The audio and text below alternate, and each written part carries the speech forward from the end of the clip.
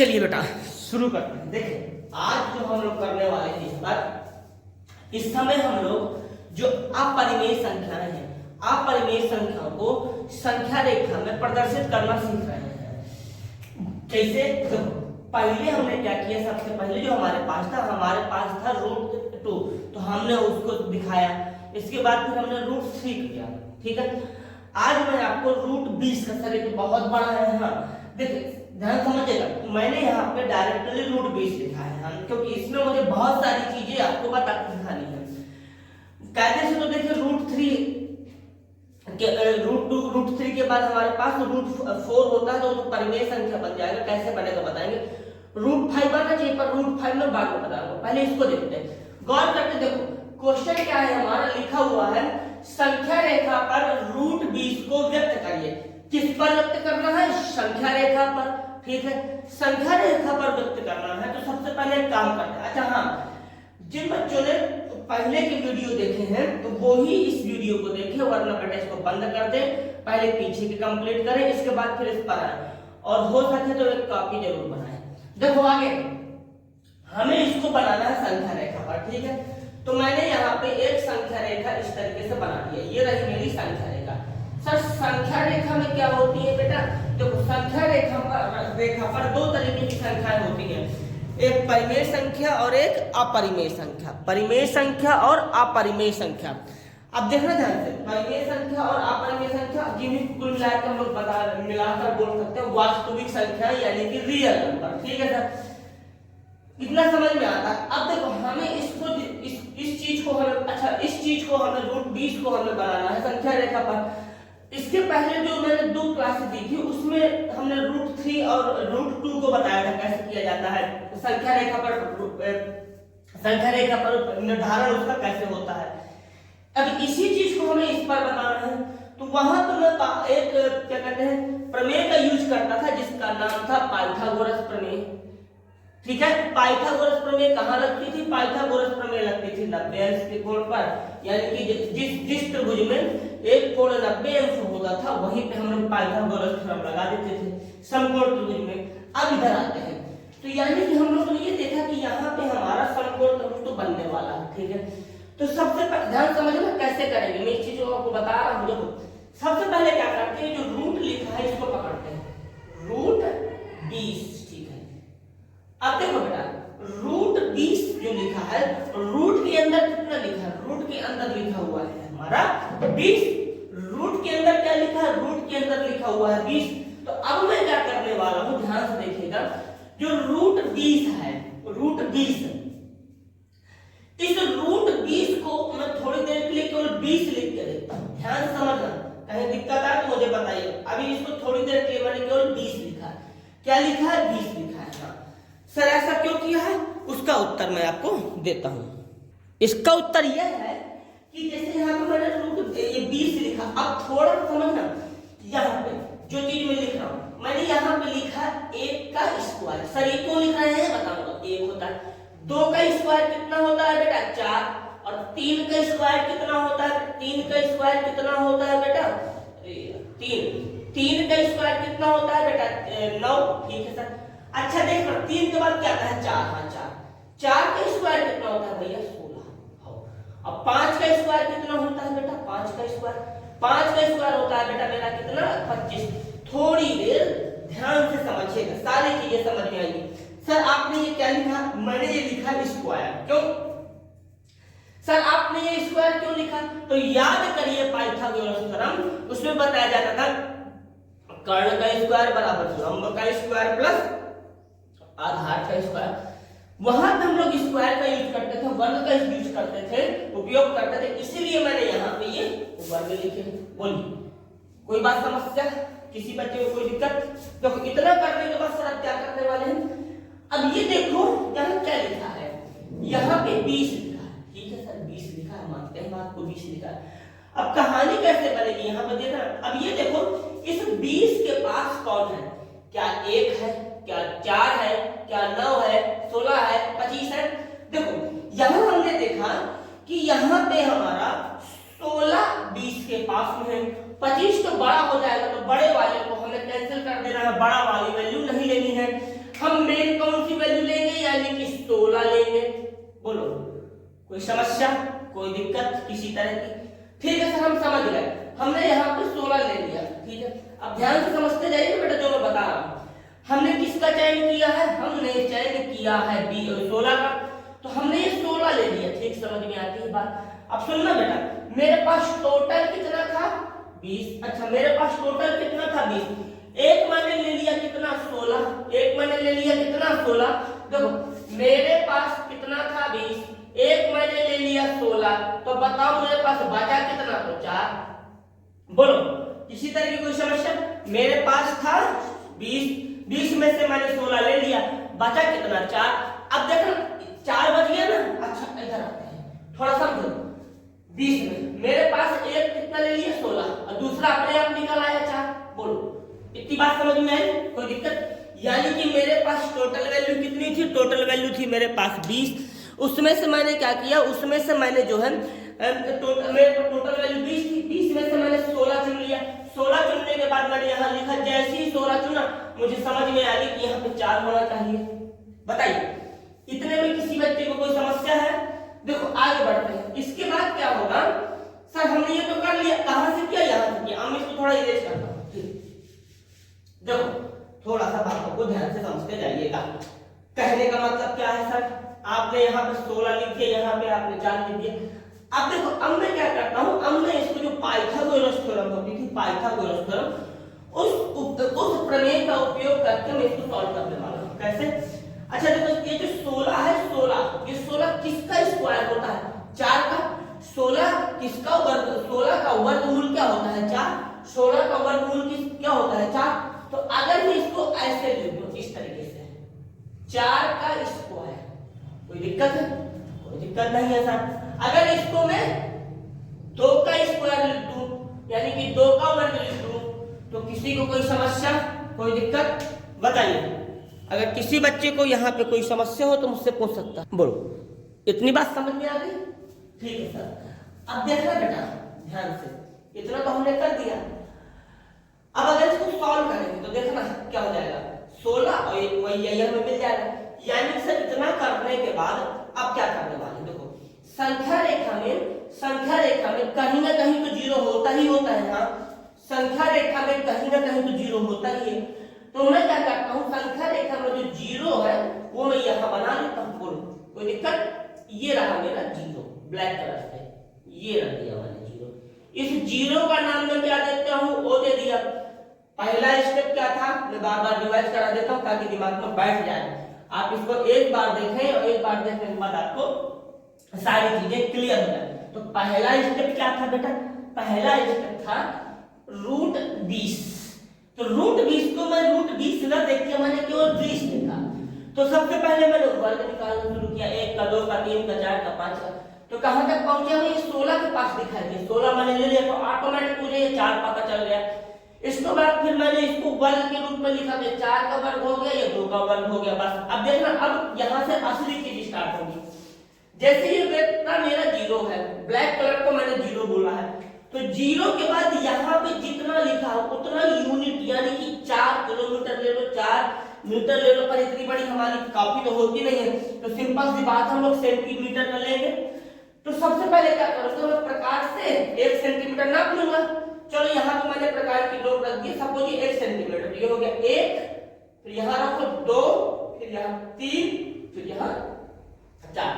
इस तरीके से मैंने छोटे छोटे डॉट बना दिए, 1 सेंटीमीटर का, 2 सेंटीमीटर का, 3 सेंटीमीटर का और 4 सेंटीमीटर का। बोलो किसी बच्चे को कोई दिक्कत? मैंने इस तरीके के छोटे छोटे 4 सेंटीमीटर नाप लिया है, बस यही चीज किया है। ठीक है सर, 4 सेंटीमीटर आपने नाप लिया। 4 सेंटीमीटर नापने के बाद इसका कुछ नाम दे दो। इसका नाम मैंने दे दिया ए। ठीक है, इसका क्या नाम दिया है? मैंने ए नाम दिया। मैं ऊपर वाला थोड़ा इरेज कर दूं, कर देते हैं, क्या दिक्कत है? ठीक है, समझा तो दिया ये ना। देखो ये इसका नाम मैंने क्या दे दिया? इसका नाम मैंने ए दे दिया। अच्छा, ओ से ए तक कितना है? ओ से ए तक अगर मैं बताऊं तो आपका 4 सेंटीमीटर होगा। ओ से ए तक 4 सेंटीमीटर, ये हो गया 1 सेंटीमीटर, ये 2 सेंटीमीटर, ये 3 सेंटीमीटर, ये 4 सेंटीमीटर। तो टोटल कितना हो गया? 4 सेंटीमीटर। 4 सेंटीमीटर होने के बाद अब क्या करते हैं, इस ए पर मैं क्या बनाने वाला हूँ लंब यानी कि 90 अंश का कोण। पहले के सवालों में भी बनाया था, यहाँ भी मैं बनाऊंगा।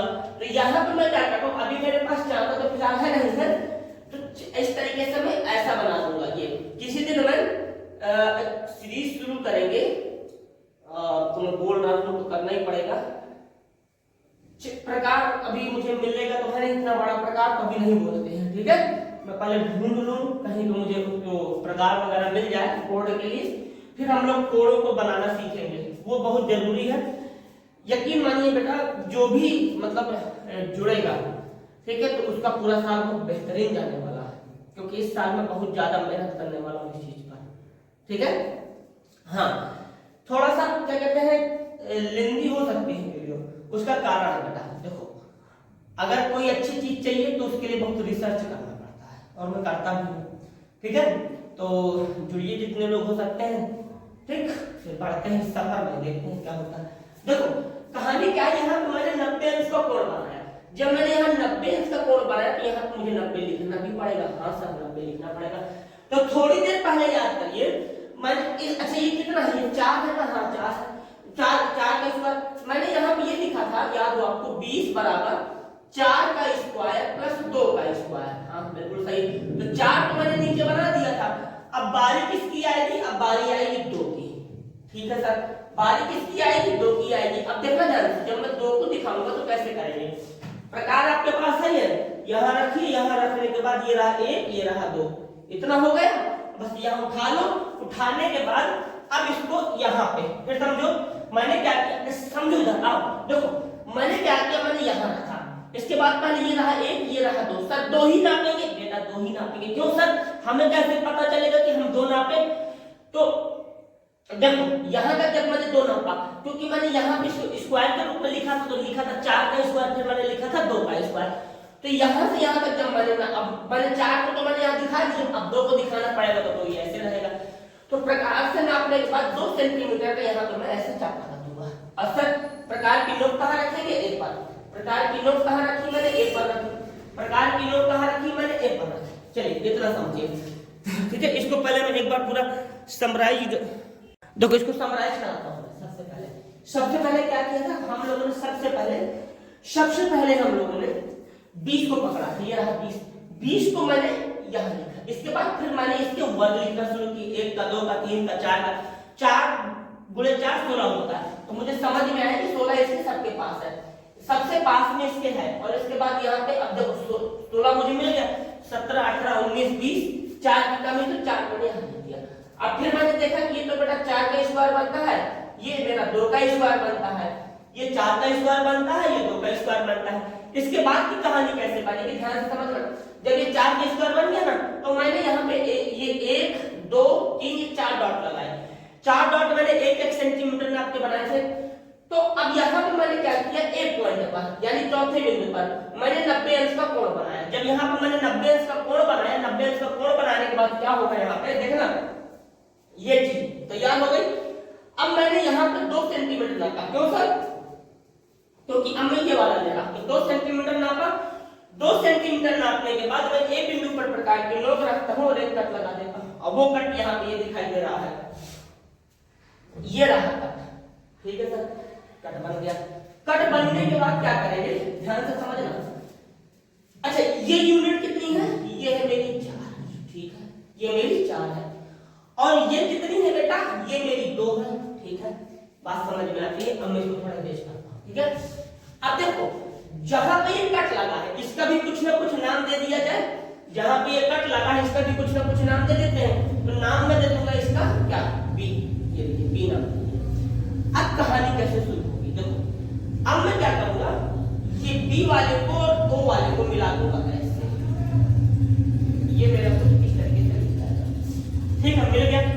यानी कि ओ और बी को मैंने मिला दिया, ओ और बी को हमने मिलाया। जब ओ और बी को हमने मिला दिया बेटा, तो देखो यहाँ पर गौर करोगे तो यहाँ पे मेरा एक समकोण त्रिभुज बन रहा है। समकोण त्रिभुज क्या होता है, त्रिभुज के तीनों कोणों में से कोई भी एक कोण मेरा कितने का हो जाए, 90 का हो जाए। कोई भी कोण मेरा कितने का बन जाए, 90 का बन जाए, ठीक है, 90 का बनाते हैं, बन गया।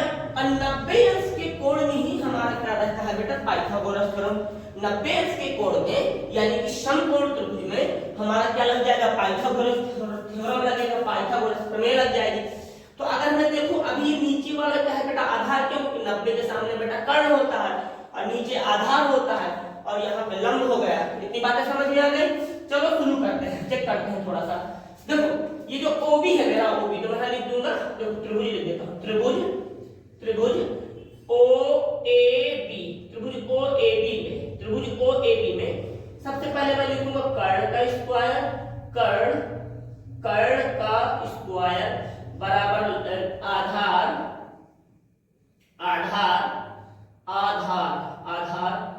का स्क्वायर प्लस लंब का स्क्वायर। देखो कर्ण इसमें क्या है बेटा, कर्ण मेरा ओबी है, यहां मैं लिख दूंगा ओबी का स्क्वायर प्लस आधार कितना है बेटा मेरा, देखो कर्ण ओबी है, आधार कितना है मेरा 4 है, तो यहां पे मैंने 4 लिखा, 4 का स्क्वायर। इसके बाद लंब कितना है बेटा मेरा, लंब है मेरे पास 2, यहां लिख दिया 2 का स्क्वायर। अब देखना बेटा कहानी कैसे बन रही है, 4 का स्क्वायर यानी कि 16 प्लस 2 का स्क्वायर यानी कि 4। ओबी हमारा उसी तरीके से बना रहेगा, ओबी का स्क्वायर। अब देखो ओबी यहाँ पे है ना, ओबी का स्क्वायर बराबर हो जाएगा 20। अब इसका स्क्वायर हटाने के लिए हमें इसके ऊपर टोपी पहनानी पड़ेगी, जैसे तुम लोग एक दूसरे को पहनाते हो, उसी तरीके से ओबी को हटाएंगे जब यह ओबी हो जाएगा और ओबी का मान मेरा कितना निकल के आएगा, √20। अब समझो बताओ कितना समझ पाए कि नहीं, पहले इतना देखिए फिर आगे बताते हैं। और देखो ओबी का मान कितना निकल के आया, √20। ठीक है, ओबी जब √20 निकल के आया बेटा, तो यानी कि देखना ये रहा मेरा ओबी, ओबी की वैल्यू कितनी निकल के आई है, √20। ओबी की वैल्यू √20 निकल के आई है। ठीक है, ओबी की वैल्यू मेरी √20 निकल आई। अब क्या करें सर, अब कहानी कैसे बनेगी ध्यान से समझना, हर बार की तरह यहाँ पे भी करेंगे। अब मैं क्या करूंगा, मैं सबसे पहले ओ से, देखो हालांकि ओबी मेरा √20 हो गया,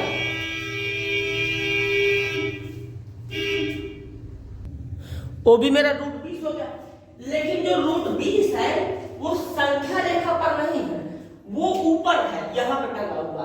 तो इसको पहले संख्या रेखा में लेके आते हैं, तो उसके लिए प्रकार से मैं इसको इस तरीके से नाप लूंगा, जैसे ये प्रकार रखा है यहाँ पे, ये रहा यहाँ पे, और इसको इस तरीके से नाप लिया जाएगा। और नापने के बाद जैसा हर बार हम करते हैं, ये यहाँ से ऐसे करके ये सर्किल ऐसा हल्का हल्का बना दें, ये रहा। क्लियर, इसका कुछ नाम दे दो, नाम दे देते हैं इसका P, इसका नाम हमने दे दिया P। चलो ठीक समझते हैं। अब कहानी क्या होगी ध्यान से समझना थोड़ा सा, अगर आपको गौर करके देखो, प्रकार की नोक यहाँ रखी है और पेंसिल की नोक यहाँ, तो मैं एक प्रकार से छोटा सा वृत्त ही तो बना रहा हूँ, ये वृत्त ऐसे, और तो वृत्त की अगर देखो ये रहा इसका केंद्र O, केंद्र से लेके P तक की दूरी को हम लोग बोल सकते हैं त्रिज्या, बिल्कुल बोला जा सकता है। यानी कि अगर मैं बोल दूं OP मेरी क्या है बेटा, एक त्रिज्या है, OP क्या है बेटा, त्रिज्या OP क्या है, त्रिज्या है मेरी। और बेटा ये OB तो मेरी त्रिज्या है, O से B तक भी तो त्रिज्या होगी, जब ऐसे पूरा कंप्लीट होगा सर्कल इस तरीके से, तो OB भी तो मेरी त्रिज्या हो जाएगी, और OB भी क्या है बेटा मेरी त्रिज्या, OB भी त्रिज्या है, और त्रिज्या बराबर होती है, यानी कि OB का मान √20 है, तो OP का मान भी तो √20 हो जाएगा, और OP का मान भी तो √20 हो जाएगा। अतः OP इक्वल √20, यानी कि ये मेरी संख्या रेखा थी, हाँ संख्या रेखा थी, संख्या रेखा में मैंने OP यानी O से A तक नहीं, O से A तक तो 4 है, ये चीज ये यहां तक मेरा कितना हो गया, √20। तो इस तरीके से इन सवालों को हम लोग कर सकते हैं, समझ लीजिए। कहीं कोई डाउट हो मुझसे पूछिए, मैं और बता दूं, ठीक।